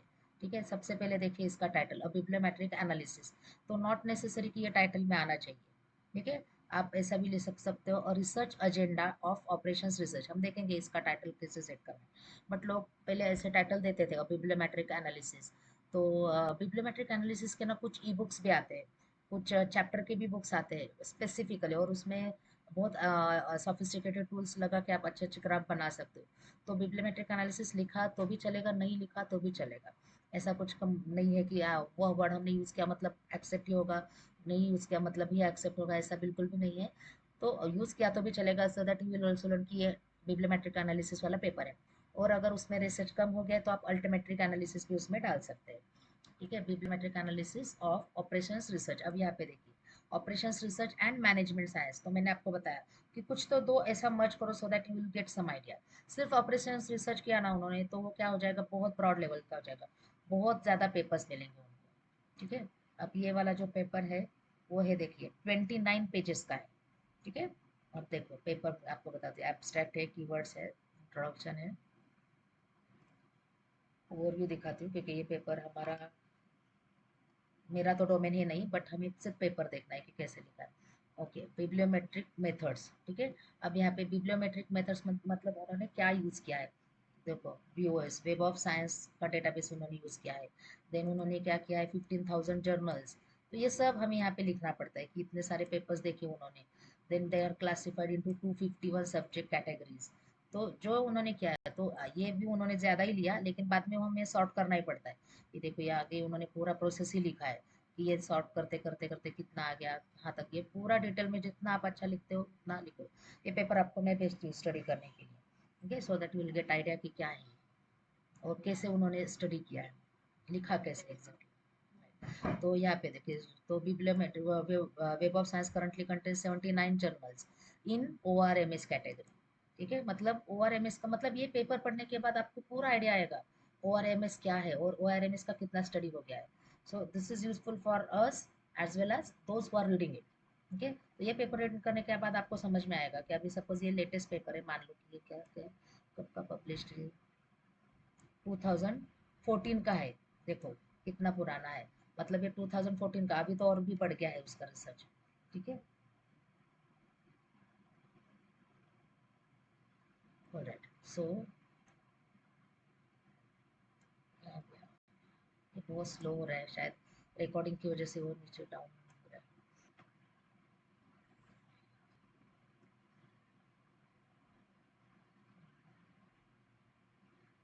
और ये रेफरेंसेस तक गया क्या डायरेक्टली। अब यहाँ पे देखिए, थोड़ा सा इन्होंने ग्राफ नहीं बनाया ज़्यादा, बट जनरल एनालिसिस लिखा है, एच इंडेक्स के बारे में लिखा है, पूरा फाइंडिंग लिखा है, लेकिन पूरा टेक्स्ट मटेरियल, क्योंकि 2014 के टाइम पे ना कोई भी टूल्स अवेलेबल नहीं थे, जैसे यूएस व्यूअर वगैरह है। एक्सेल भी लोगों ने फिर बाद में यूज़ किया। ठीक है, पहले तो सिर्फ लोग ऐसे टेक्स्ट मटेरियल में ही देते थे। गूगल स्कॉलर तभी नया नया ही था, तो उसके बेसिस पे मैंने आपको बताया कि तब एक्सेल फाइल डाउनलोड नहीं होता था, अभी भी नहीं होता है डाउनलोड एक्स गूगल स्कॉलर से। लेकिन यस, वेब ऑफ साइंस वगैरह वहाँ से हमें मिलता है। ठीक है, तो मोस्ट साइटेड देखिए यहाँ पे, मोस्ट साइटेड आर्टिकल्स, तो उसके बारे में टेक्स्ट इन्फॉर्मेशन है। अभी क्या है, टेक्स्ट इन्फॉर्मेशन तो देते ही है, पहले ग्राफ देते हैं। उसका पहले ग्राफ बनाते थे, क्योंकि विजुअलाइजेशन है तो तुरंत पता चलता है। देखिए, this 200 papers have been classified into sub areas, ऐसा वर्ड सब आएगा। ठीक है, then most productive and influencing authors, हमारे एरिया में, हमारे डोमेन में कौन से सबसे ज़्यादा इन्फ्लुएंशियल ऑथर्स है, टॉप मोस्ट ऑथर्स बोल सकते हैं। जिन प्रोडक्टिव मतलब जिन्होंने बहुत ज़्यादा पेपर लिखे हैं, और इन्फ्लुएंशियल मतलब उन्होंने पेपर तो कम लिखे होंगे लेकिन वो हाई लेवल पे है, ऐसा भी होता है दो कंसेप्ट। ठीक है, दोनों एक भी हो सकता है, अलग अलग भी हो सकता है। सो वो आपको यहाँ पे लिखना है, यहाँ पे उनके नाम भी लिखे हैं। ठीक है, उनका रैंकिंग वगैरह सब, जैसे मेरे इसमें मैंने आपको बताया राजकुमार भैया, ऐसे आपके टॉपिक में आपको मालूम होना ही चाहिए कि वो is the top most author. तो राजकुमार भैया और उनकी टीम है पूरी। ठीक है, और इंडिया के कौन ऑथर है, तो एक प्रीति सिंह करके है जो क्लाउड में है, एक है जो पंजाब की है, तो उनके बहुत सारे पेपर्स है लोड बैलेंसिंग और क्लाउड कंप्यूटिंग के इसमें। ठीक है, और एक था, अभी मुझे याद नहीं, पीएचडी के टाइम पे मैंने एक नाम याद रखा था तभी, वो भी इंडिया की है। तो ऐसे आपको कुछ नाम सबको याद रहने चाहिए, और वो हो जाता है, मतलब जब हम बार बार उनके पेपर रेफर करते हैं तो वो मालूम हो जाता है। तो यहाँ पे कंक्लूजन है, क्योंकि तब कोई ग्राफ्स नहीं थे। ग्राफ वाला भी पेपर आपको दिखाती हूँ। अब यहाँ पे देखिए, रेफरेंसेस जो उनका शुरू हो गया 11 पेज पे। ओके, 11 पेज से लेके 29 पेज तक है, लेकिन नीचे है हाईलाइट्स, उन्होंने कुछ बनाया है। ये पेपर ऑथर्स देखिए, उन्होंने तब ये क्या किया, एक्सेल में एनालिसिस किया है। देखो, जो मैं बोलती थी ना कि ये सब हम नोट डाउन करते थे, 9322, ये इसका ये ग्राफ बनाना है। ये ऑथर्स है, ठीक है, ये ऑथर्स है। ठीक है, और ये authors with highest number of papers, तो उनके साइटेशन देखिए, ये उन्होंने एक्सेल का ही डंप किया है। तो अभी एक्सेल का डंप करने की जरूरत नहीं, उसका ग्राफ बनाओ, ग्राफ से भी पता चलता है। तब नहीं यूज करते थे ना एक्सेल लोग ज़्यादा, इसलिए। और ये कंट्री वाइज एनालिसिस है, उनके साइटेशंस है। ठीक है, को साइटेशन वगैरह उसके बाद आ गया है। तो ये सब उन्होंने एनालिसिस किया है। नंबर ऑफ पेपर्स, टेबल 3 सब एरिया, तो ऑपरेशंस एरिया, रिसर्च केस में भी फर्दर रिसर्च क्या होता है, वो सब उन्होंने, मतलब जो आपको करना है उस टॉपिक के अराउंड, कि वो सब आपको यहाँ पे एक्सप्लोर करना है। बट उसका मेट्रिक्स चाहिए, क्वांटिटेटिव, मतलब वो मैनेजमेंट रिसर्च में एक्स वाई जेड रिसर्च है, एबीसी रिसर्च है, उसके बारे में कुछ नहीं, लेकिन एक्स वाई जेड में कितना हो गया है, एबीसी में कितना है, एक्स वाई जेड क्या है वो ये नहीं करेंगे। एक्स वाई जेड का फिर आपको सेपरेट पेपर लिखना होगा, ओवरव्यू वगैरह, लेकिन आपको डायमेंशन तो पता चलता है ना कि उसके क्या क्या डायमेंशन है। उसमें 10 डायमेंशन है, 5 डायमेंशन है, so that you can work on it. तो ये वाला है। मैं देखती हूँ कि ग्राफ वाला कोई पेपर है क्या, ये भी आपको सेंड करती हूँ स्टडी करने के लिए। ग्राफ वाला एक पेपर मैंने डाउनलोड किया था 2005 के नीचे।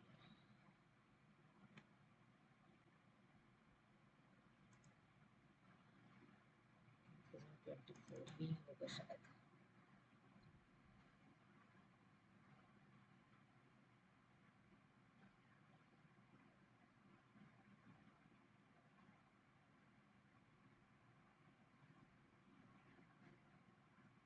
इसमें है, बट ये हाउ टू कंडक्ट है।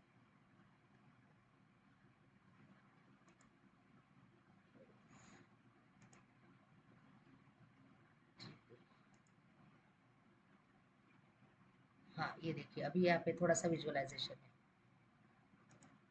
ठीक है, ये है आपका को ऑथराइज ऑथर एनालिसिस। ठीक है, ऐसे डायग्राम दिखते हैं। और ये डायग्राम बहुत ही सिंपल है बनाने के लिए। आपको लगेगा कि ये डायग्राम बहुत ही कॉम्प्लिकेटेड है, कैसे बनाते हैं, कुछ नहीं। वो डेटा आपको वहाँ पे अपलोड करना है, लेकिन वो डेटा करेक्ट होना चाहिए। नहीं तो डायग्राम बहुत ही गलत बनता है और कुछ समझ में नहीं आता है। तो डायग्राम बनेगा वो, उसके लिए डेटा भी अच्छा होना चाहिए। सो ये वाला डायग्राम अपने आप बन जाता है। कलर्स भी अच्छे आते हैं, लेकिन आपको देखोगे यहाँ पे जैसे ये कीवर्ड्स का है, सपोज सपोज तो यहाँ पे कंज्यूमर बिहेवियर मैक्सिमम दिख रहा है, कस्टमर सेटिस्फेक्शन है, मार्केट रिसर्च है, और क्वांटिटेटिव रिसर्च है। तो ये, हाँ ये आप यहाँ पे बोल सकते हैं this are the highest popular keywords. तो ये सप्लाई चेन मैनेजमेंट भी दिख रहा है। बाकी का कम है ना, तो ये अपने आप उसका साइज कम ज़्यादा करता है। कस्टमर बिहेवियर का वो बबल का साइज भी बड़ा है, और वो फॉन्ट का साइज भी बड़ा है। सो हाँ, कीवर्ड एनालिसिस। हाँ, उनका फॉन्ट साइज भी कम आएगा, और उनका जो बबल का साइज है वो भी कम है। देखो ये बबल का साइज भी अलग अलग है ना, वेरी हो रहा है। Right right. और यहाँ पे उन्होंने कंट्री भी लिया है। इंडिया का यहाँ पे देखो, इंडिया का थोड़ा ज्यादा है, इंडिया मलेशिया, ये भी एनालिसिस मतलब एक लिया है उन्होंने। सो ऐसे एनालिसिस हमें करना होता है। ठीक है, तो ये वाला अभी यहाँ पे देखिए, ये है ऑडियंस, ये डायग्राम का क्या है टाइटल, ये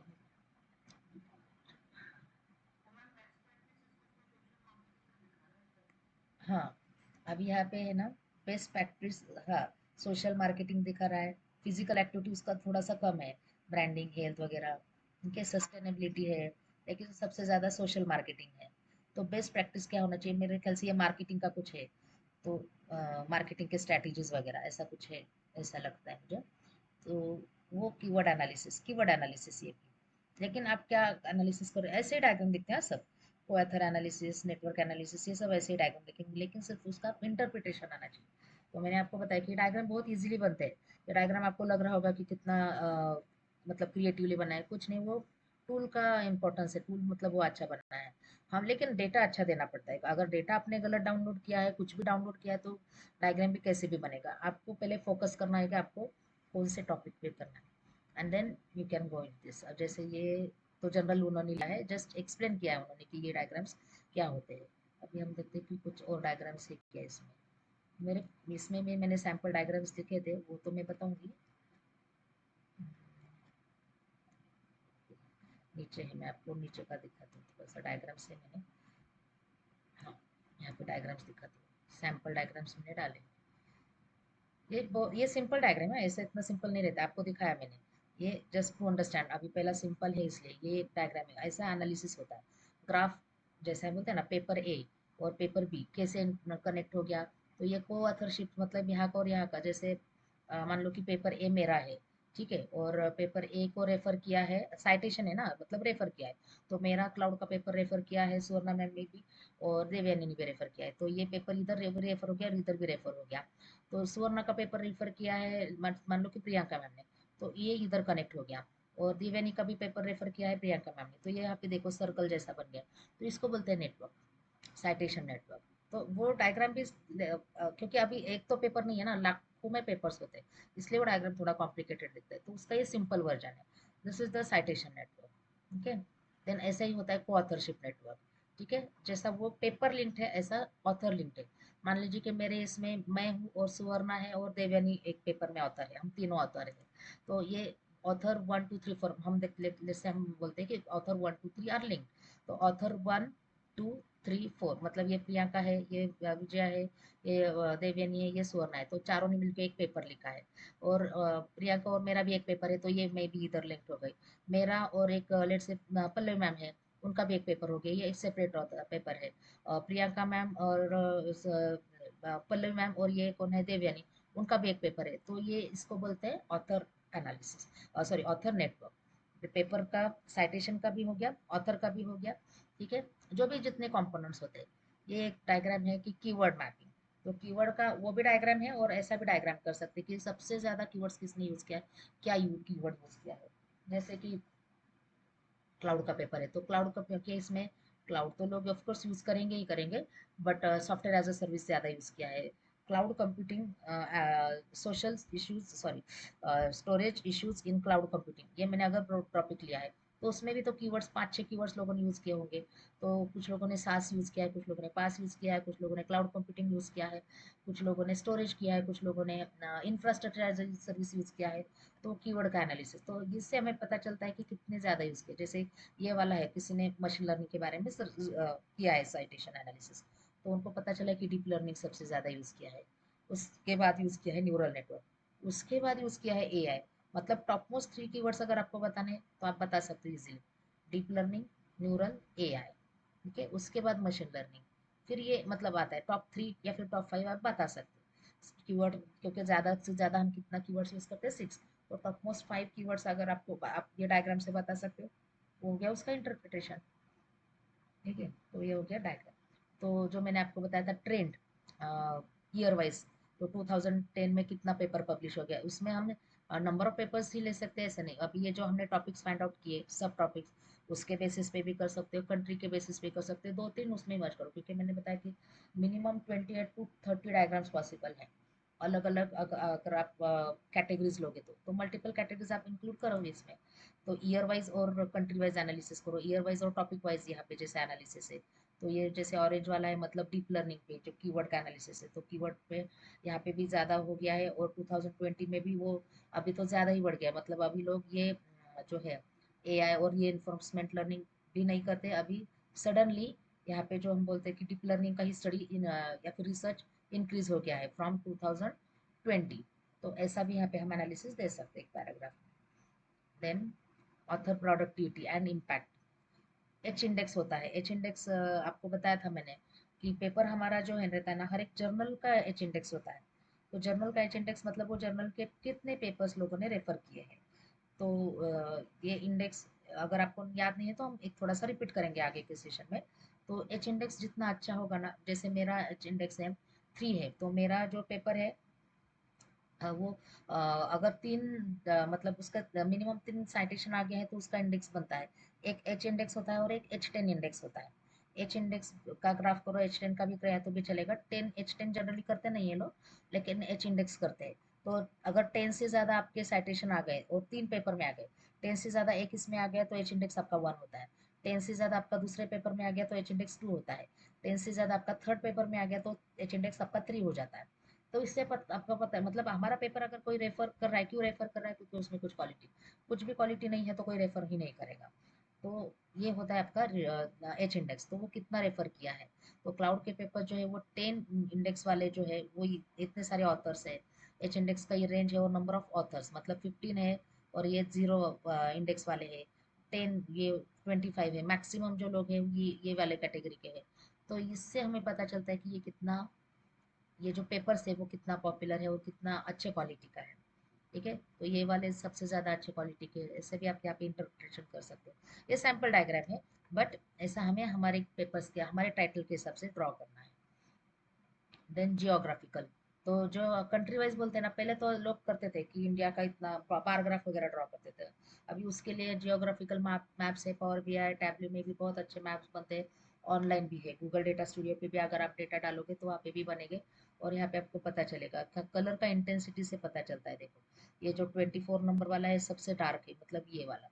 तो यहाँ पे कंट्री का नेम दिखा सकते हैं आप, और यहाँ पे बोल सकते हैं लेट से ये कौन सा रीजन है, अभी ये मुझे मालूम नहीं है, बट ये लेट से यूएसए है, तो आप बोल सकते हो कि यूएसए में सबसे ज़्यादा रिसर्च है। ठीक है, यहाँ पे इंडिया इंडिया का देखो थोड़ा कम है, 4-5 है, तो इंडिया में कम हो गया है एआई रिसर्च, ऐसा बोल सकती है। सैम्पल डायग्राम, ये रियल डायग्राम नहीं है, सैम्पल डायग्राम ही मैंने जनरेट किया है जस्ट टू अंडरस्टैंड। तो ये एक एनालिसिस हो सकता है, ठीक है। या फिर आप उसी को ऐसे भी रिप्रेजेंट कर सकते हो। मैंने बताया ना आपको बहुत सारे टूल्स है, आपको सिर्फ वो डायग्राम आपको अलग देखना है कि अभी आपने एक पेपर में ये वाला डायग्राम बनाया है, तो दूसरा अगर वापस बिब्लियोमेट्रिक का पेपर करते हो तो ऐसा वाला डायग्राम बनाओ।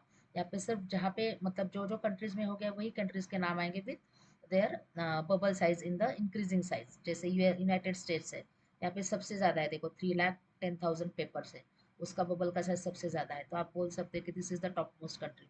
USA and related countries, then China and related countries, ये थोड़ा सा रेड वाला थोड़ा ज़्यादा दिख रहा है, तो यहाँ पे आप बोल सकते हैं यूके एंड उसके आजू बाजू के जो कंट्रीज है, एंड देन चाइना एंड उसके आजू बाजू के कंपनीज है, तो इंडिया थोड़ा कम है, ऐसा भी बोल सकते हो। सबसे कम रिसर्च हो गया है तुर्की और ईरान में, तो ये है, आप यहाँ पे बोल सकते हैं, एनालिसिस दे सकते हो। सो ये भी डायग्राम अच्छा है, ये भी है, और बहुत सारे अलग अलग व्यूज आते हैं जियोग्राफिकल मैप के। ये तो एक सैम्पल व्यू है, ओके।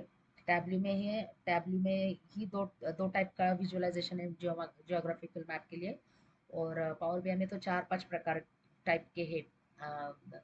ये मैप्स, जियोग्राफिकल मैप बहुत अच्छा दिखता है, लेकिन तो ये वाला ऐसा डायग्राम आप इंक्लूड करोगे तो आपका पेपर का इम्पैक्ट भी बढ़ जाता है, और मतलब सिलेक्शन का भी ज़्यादा चांस होता है, क्योंकि आपने अलग दिया है, हटके दिया है, सिर्फ बारग्राफ और पाइग्राफ भी नहीं है।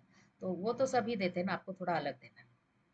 ये वाला देखिए चार्ट, जो अभी हमने चार्ट देखा था, ठीक है। तो ये वाला कंट्री वाइज ही एनालिसिस है, वो आप यहाँ पे ऐसे भी दिखा सकते हो, ऐसे भी दिखा सकते हो, बट इससे वो थोड़ा सा व्यू होता है, क्योंकि देखो कुछ मतलब बहुत कम भी नहीं दिखना चाहिए और बहुत ज़्यादा भी नहीं दिखना चाहिए। ये वाला डायग्राम से कुछ पता ही नहीं चलता है, बहुत ज़्यादा आगे, तो फिर ऐसे वक्त पे हमें डिसीजन लेना है कि ये डायग्राम हम नहीं बनाएंगे, इसको हम कन्वर्ट करते हैं बार ग्राफ में, पाई ग्राफ में, या फिर जितना कंट्रीज टॉप मोस्ट 10 कंट्रीज है उतना ही लेंगे।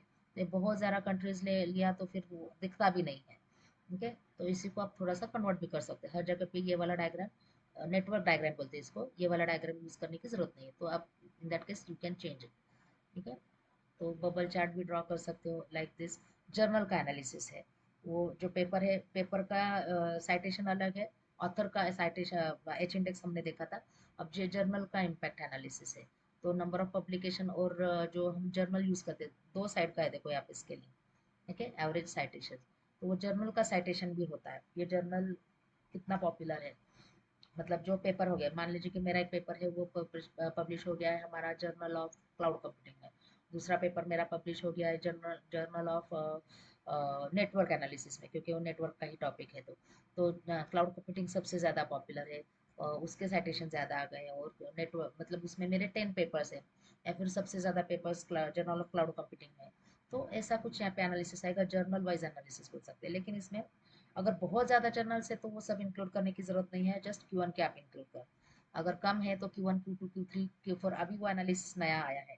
Q1 आप जर्नल के कैटेगरी वाइज भी उसको इंक्लूड कर सकते हो, Q1 के कितने जर्नल्स में पब्लिश हो गया है क्लाउड का पेपर्स, Q2 केस में कितना है, Q3 केस में, Q4 केस में, ये छोड़ के बाकी का एनालिसिस नहीं करना है। ज़्यादा से ज़्यादा आप वेब ऑफ साइंस के कर सकते हो, बट स्कोपस के और इसके एनालिसिस किया, और ऐसे वाला पेपर आपका ज़्यादा इजीली सिलेक्ट हो जाएगा स्कोपस में, क्योंकि आप स्कोपस का एनालिसिस दे रहे हो। मैनेजमेंट केस में आप एबीडीसी का दे सकते हैं कि ए कैटेगरी में कितना है, बी कैटेगरी में कितना है, सी कैटेगरी में कितना है। सो likewise you can give the analysis, journal analysis बोल सकते हैं। उसके बाद है क्लस्टर एनालिसिस, तो जो हमने देखा था ना अभी, एआई और डीप क्या बोल सकते हैं, deep learning, then neural network, ये उसके सब टॉपिक्स हो गए। तो जैसे fairness in AI, expendable AI, तो उसका मतलब आप ब्रॉड ब्रॉड लेवल से नैरो डाउन करते जाओ, उसको बोलेंगे हम cluster analysis of research topic. हमारा ब्रॉड टॉपिक तो वही है एआई वाला, ठीक है, लेकिन उसको हमने एनालिसिस करके ऐसा फाइंड आउट किया है कि ये कितना डीप लेवल तक गया है, तो उसको हम बोलते हैं क्लस्टर एनालिसिस। या फिर सिर्फ फेयर हम बोल सकते हैं ना, एक अभी जैसे ऑटो एमएल करके अभी नया कंसेप्ट है, ऑटो एमएल की क्या क्या ब्रांचेस है, तो कहाँ कहाँ पे उसका स्टडी हो गया है, तो हम बोलते हैं उसको क्लस्टर एनालिसिस, सब टॉपिक्स उसके, ठीक है। देन साइटेशन बर्ड्स, ठीक है, बहुत मैंने बताया ना 28 to 30 एनालिसिस पॉसिबल है, ठीक है। सो साइटेशन बर्ड्स, साइटेशन का डायग्राम है, तो ये एरिया चार्ट बोलते हैं इसको, कि डीप लर्निंग का मतलब यहाँ पे हमें पता चलता है कि किसका कितना जो ये फील्ड एरिया है उससे पता चलता है कि किसका कितना ज़्यादा रिसर्च है। जैसे डीप लेवल, डीप लर्निंग है, तुरंत पता चलता है ये एरिया से सबसे ऊपर है, तो उसका सबसे ज़्यादा इम्पैक्ट है। तो आजकल अगर किसी को पूछोगे डीप लर्निंग का डेफिनेशन आता हो या ना हो, लेकिन डीप लर्निंग करके फील्ड है उनको मालूम है, तो मैक्सिमम लोगों ने डीप लर्निंग में यहाँ पे रिसर्च किया है। उसके बाद एआई एथिक्स है ये, ठीक है, पे कम किया है। रीइंफोर्समेंट लर्निंग का भी ज़्यादा रिसर्च हो गया है, लेकिन ये एरिया कवर किया है डीप लर्निंग में। तो आप यहाँ पे बोल सकते हो कि डीप लर्निंग का ही सबसे ज़्यादा इम्पैक्ट है, एटलीस्ट इन 2022 फ्रॉम 2016। उसके पहले भले ही आपका एआई से शुरू हुआ हो, लेकिन 2016 या रादर 2018 से जो सडन डेवलपमेंट हो गया है या फिर सडन रिसर्च बढ़ गया है, वो डीप लर्निंग में बढ़ गया है। ठीक है। देन इंस्टीट्यूशनल, ये अभी नया है, इंस्टीट्यूशनल का भी कर सकते हैं। इंस्टीट्यूशनल मतलब अच्छा वाला रिसर्च होना चाहिए, top most research, top most institution जैसे ऑक्सफोर्ड है, हार्वर्ड है, कैम्ब्रिज के। तो हम बोलते हैं ना कि कहाँ पे ये ऐसा कौन सा यूनिवर्सिटीज़ है, टॉप मोस्ट यूनिवर्सिटीज़ है जहाँ पे क्लाउड का स्टडी हुआ हो। तो ये बहुत सारे हैं। ऑस्ट्रेलिया का जो मैंने आपको बताया था कि वो ऑस्ट्रेलिया का है, क्लाउड लैब ही बोलते हैं उसको, तो वो डेफिनेटली आएगा अगर हम institutional collaboration network find out करेंगे फॉर क्लाउड कंप्यूटिंग। तो ऐसे एआई का अगर हम फाइंड आउट करेंगे तो ये एआई का आता है एमआईटी, एमआईटी के स्टैनफोर्ड है, स्टैनफोर्ड के जो वो ऑथर है, मुझे नाम अभी सर पे है लेकिन वो मुझे याद नहीं आ रहा है, तो वो उनका हमेशा बोलते हैं डीप लर्निंग और एआई के इसमें जिन्होंने पढ़ा है उनको मालूम होगा, तो उनका नाम हमेशा लेते हैं। स्टैनफोर्ड के उनके खुद के नोट्स भी है। तो स्टैनफोर्ड है, तो स्टैनफोर्ड के कुछ ऑथर्स अगर हार्वर्ड के ऑथर्स के साथ मिलके काम कर रहे हो, या फिर बोलते हैं ना कि मल्टीपल रिसर्च लैब लेके भी काम करते हैं लोग, तो Stanford is connected with Harvard and MIT, ये वाला भी एनालिसिस कर सकते हैं। तो वो कैसे करेंगे हम, तो ऑथर के जो एफिलिएशन होते हैं ना, वहाँ से आप ये डायग्राम फाइंड आउट कर सकते हैं। टूल में हमें सिर्फ वो बताना है कि हमें क्या एनालिसिस करना है, वो कर देता है, वो साइटेशन एनालिसिस। ठीक है। इसका डायग्राम नहीं है शायद, ठीक है, इसका डायग्राम होगा नीचे, देखती हूँ दूसरे पेपर में होगा। So this are the few diagrams possible. मैं देखती हूँ दूसरे इसमें मैंने इंक्लूड तो किए थे, इसमें होंगे डायग्राम्स शायद।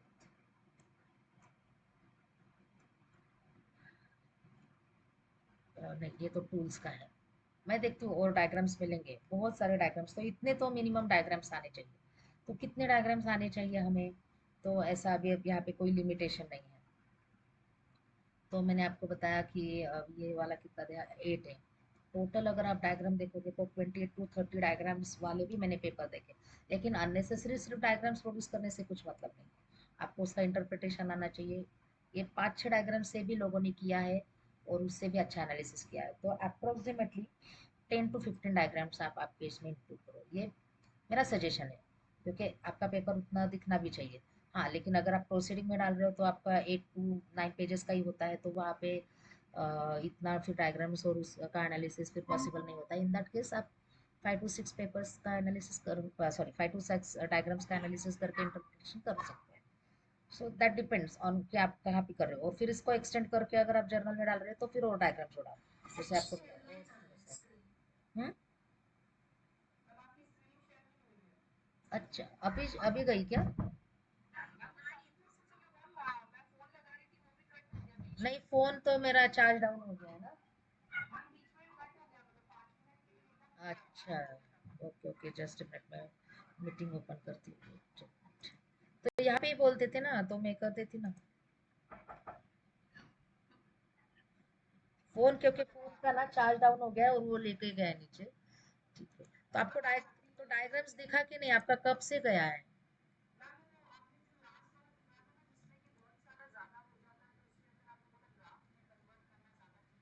एक मिनट, एक मिनट। हाँ। तो ये इतने सारे डायग्राम्स मैंने बताए, ये दिखे क्या नहीं फिर आपको? अच्छा। हाँ हाँ हाँ। Okay okay okay okay okay, हो जाती है, वेट मिनट। तो काफी देर से गया मतलब।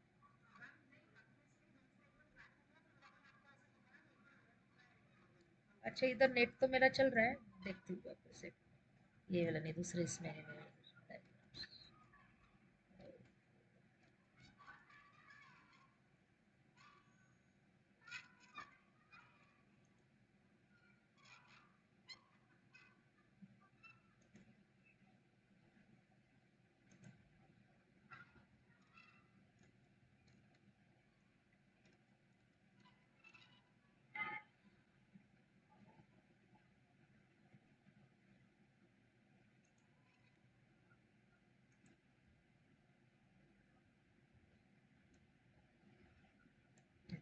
ये डायग्राम दिखा आपको? ये हो गया था राइट? हे पण झालं होतं दिस वन। ये एच इंडेक्स वाला हो गया था, ओके हाँ। जियोग्राफिकल का हो गया। हाँ तो ठीक है, ये भी हो गया था। ओके, ये भी हो गया था। हाँ ये, अच्छा हाँ। तो ये वाला डायग्राम मतलब क्या है, क्लस्टर एनालिसिस, मतलब जो आपका पेपर है उसके सब डोमेन। ठीक है, तो जैसे फेयरनेस इन एआई का सब domain explainable AI, AI ethics, फिर उसका सब डोमेन मतलब डीपर लेवल तक अगर हम जाते हैं तो ब्रॉडर टू डीपर लेवल या फिर नैरो डाउन अगर हम करते जाते हैं, या फिर जस्ट हमने लास्ट टाइम भी देखा था कि क्लाउड है तो क्लाउड के क्या डायमेंशंस हैं। प्लेटफॉर्म एज अ सर्विस है, सॉफ्टवेयर एज अ सर्विस है, प्लेटफॉर्म में भी स्टोरेज सर्विस है, इंफ्रास्ट्रक्चर स्टोरेज सर्विस है, इशू है, ऐसे उसका क्लस्टर का एनालिसिस करना है कि भाई कितने लेवल तक लोगों ने काम किया है। तो वो एक डायग्राम भी आप यहाँ पे बना सकते हो, उसको भी नेटवर्क डायग्राम बना सकते हो, या फिर आप जनरल बार ग्राफ भी बना सकते हो तो भी चलेगा। ये भी ग्राफ आपका यहाँ पे पॉसिबल है। देखो अगर आपको टूल याद नहीं आया ना कभी भी, तो आपको क्या करना है, cluster analysis diagram of research topics online ऐसे डालोगे तो भी उसके बहुत सारे टूल्स मिलेंगे। अगर आपको मान लो कि वीओएस व्यूअर नहीं आ रहा है, प्रैक्टिस नहीं है और जल्दी से करना है ड्रॉप, तो आप वहाँ पे डायरेक्टली डेटा अपलोड करो तो मिल जाता है, लेकिन सिर्फ वो सेव होगा नहीं होगा इसको कोई गारंटी नहीं। टूल अगर आप डाउनलोड करते हो तो आपके पास सेव रहेगा। ठीक है, तो ये बर्स्ट डिटेक्शन एनालिसिस है। तो ये एरिया चार्ट है, जैसे यहाँ पे डीप लर्निंग का और इसका मैंने आपको बताया था कि एरिया है। सो डीप लर्निंग का एरिया ज़्यादा कवर है। तो डीप लर्निंग और ये थोड़ा दिखता है लेकिन डीप लर्निंग का पीछे गया है, तो maximum area of course deep learning का ही कवर हो गया है। एआई एथिक्स का थोड़ा कम है। ठीक है, देन ये मैंने आपको बताया था कि कोलैबोरेशन नेटवर्क ऑफ इंस्टीट्यूशनल। तो एआई के इसमें लोग हमेशा स्टैनफोर्ड के जो है एक ऑथर है उनका नाम लेते हैं, तो उन्होंने अगर 3 लैब मिलके किया होगा तो उनका भी एक नेटवर्क एनालिसिस है। तो ये एआई के हैं ये सब यूनिवर्सिटीज़, और यहाँ के एआई का चलता है। जैसे अगर मान लो कि बालाजी यूनिवर्सिटी है और इंदिरा की अगर यूनिवर्सिटी बनती है, वो मिलके काम करते हैं, तो फिर जब उनका आएगा तो भी वो वहाँ पे कनेक्शन आएगा। और ये कैसे बनता है, तो ये एफिलिएशन से बनता है। जैसे मेरे इसमें अगर जैसे एक चैप्टर में हमने फॉरेन ऑथर का नाम लिया था, हमारी जो जान पहचान के सर थे, तो वो जॉर्जिया टेक यूनिवर्सिटी है इधर का, यूएस का। तो जॉर्जिया और वो जैसे मैं डीवाई पाटिल में थी, तो डीवाई पाटिल अगर उनका हम डायग्राम बनाएंगे तो कहीं ना कहीं लिंक हो जाएगा। डीवाई पाटिल सिम्बोसिस की एक मैडम थी और वो लिंक हो जाएगा, ऐसे 3-4 वहाँ पे लिंक हो जाएंगे एफिलिएशन के बेसिस पे ऑफ कोर्स। दूसरा कोई तो पॉसिबल नहीं। जो हमारा पेपर होता है ना, पेपर की मैट्रिक्स है ये सब। तो पेपर में क्या क्या मैट्रिक्स है, ऑथर के नेम है। अब ऑथर के नेम का एनालिसिस नहीं है, बट ऑथर के नेम का नेटवर्क हम फाइंड आउट करते हैं और वो अपने आप करता है। वो टूल इतना एडवांस्ड है, वो अपने आप करता है। उनके कंट्री का एनालिसिस करता है, उनके इंस्टीट्यूशनल का एनालिसिस करता है, कीवर्ड्स का एनालिसिस करता है, साइटेशन का एनालिसिस करता है। तो ये सब हमें एनालिसिस, इतना सारा एनालिसिस हमें करना है, एंड देन उसका हमें फाइंडिंग्स वगैरह लिखना है। और फिर ये फाइंडिंग्स मतलब कैसे लिखना है, देखो ये फाइंडिंग्स बहुत इजी होता है, एक बार आपको डायग्राम बनाने आ गया तो आपको भी समझ में आएगा। लेकिन वो डायग्राम मैंने बताया ना, जैसे बच्चों के इसमें होता है तो डायग्राम तो बनाते हैं लोग, लेकिन उसका एनालिसिस नहीं आता है। तो ऑथर नेटवर्क से भी आप फाइंड आउट कर सकते हैं, बबल अगर है तो कोई यहाँ पे क्या लिखा है, the findings confirm that authors like Ian, Jeffrey, these are the top most authors in AI research। ऐसे आपको लिखना है। अब यहाँ पे बहुत कम लिखा है मैंने, बट आपको एक एटलीस्ट एक पैराग्राफ लिखना है। इन्फ्लुएंशियल जर्नल कौन से है, जर्नल ऑफ मशीन लर्निंग में सबसे ज़्यादा हो गया है, एंड न्यूरल नेटवर्क इसमें सबसे ज़्यादा हो गया है। तो इनका आप हाई इम्पैक्ट फैक्टर लिख सकते हो, उनका जनरल एनालिसिस वो Q1 कैटेगरी का है, Q2 कैटेगरी का है। उनके जो बोलते हैं ना कि कितने लोग उसको उनका एक्सेप्टेंस रेट वगैरह कितना है, ये सब आप बता सकते हो। इन्फ्लुएंशियल जर्नल, इन्फ्लुएंसिंग पेपर्स मतलब जिसका सबसे ज़्यादा साइटेशंस है, वो आप यहाँ पे लिख सकते हो। ट्रेंड्स, जो क्लस्टर एनालिसिस किया है वो आप यहाँ पे लिख सकते हो। इवोल्यूशन ईयर वाइज जो हमने किया था कि कब से उसका सडनली ग्रोथ हो गया है, कब से ड्रॉप हो गया है, ट्रेंड एनालिसिस बोल सकते हो उसको। एंड फाइनली उसका कंक्लूजन कि ये इससे हमें क्या पता चलता है, इससे हमें मतलब कहाँ पे स्कोप है, तो अभी डीप लर्निंग में जाना चाहिए या नहीं जाना चाहिए वगैरह हम यहाँ पे पता चलता है। So that is bibliometric analysis paper. समझ में आ रहा है आपको? तो आपको मैं क्या करती हूँ, 2-3 पेपर भेजती हूँ जो बिब्लियोमेट्रिक के अच्छे पेपर्स है, और वो फिर आप थोड़ा सा स्टडी करो और फिर हम देखते हैं कि कैसे इसका वीओएस और वगैरह कैसे डाउनलोड करना है। बट वो सिर्फ पेपर्स पढ़ो, कुछ करने की जरूरत नहीं, ब्राउज वगैरह कुछ नहीं करनी, क्योंकि मैं आपको बताऊंगी कि कैसे सर्च करना है स्कोपस पे और डायमेंशन डॉट एआई पे हमें कैसे सर्च करना है, वो हमारा परसों तक हो जाएगा, बट तब तक ये पेपर आप पढ़ के रखो।